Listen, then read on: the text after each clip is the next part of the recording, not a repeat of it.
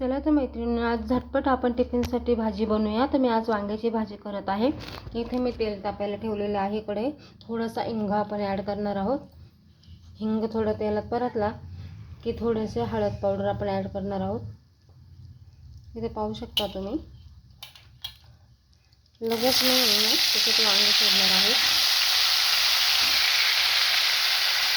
आणि त्याच्यात चवीनुसार मीठ ॲड करणार आहे. आणि मिठामध्ये ते आधी वांगं परतून घेणार आहे. आता हे वांगं आपण परतून झाकण ठेवून द्यायचं आहे 5 मिनटं.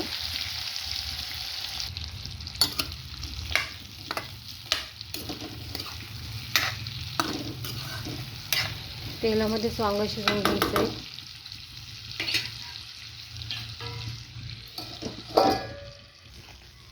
पाहू शकता छानपैकी असं परतलेलं मैत्रिणींना. आता याच्यात आहे ना मी 2 ते 3 चमचे आहे ना कोथिंबीर मसाला टाकणार आहे. ते पाहू शकता हा मसाला आहे संडे स्पेशल म्हणून. त्या मसाल्याने वांगे एवढं सुंदर होतं ना. इथे मी 2 ते 2.5 चमचे छानपैकी मसाला टाकलेला आहे. आता याच्यात आहे ना आपण दाण्यांचा कूट ॲड करणार आहोत.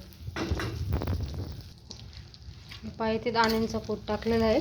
परतून घ्यायचं आणि याच्यात आहे ना आपल्याला किती पाहिजे त्याप्रमाणे ना गरम पाणीच आपण ॲड करणार आहोत भाजीमध्ये. थंड पाणी बिलकुल वापरायचं नाही. गरम पाण्याने भाजीला छान अशी चव येते.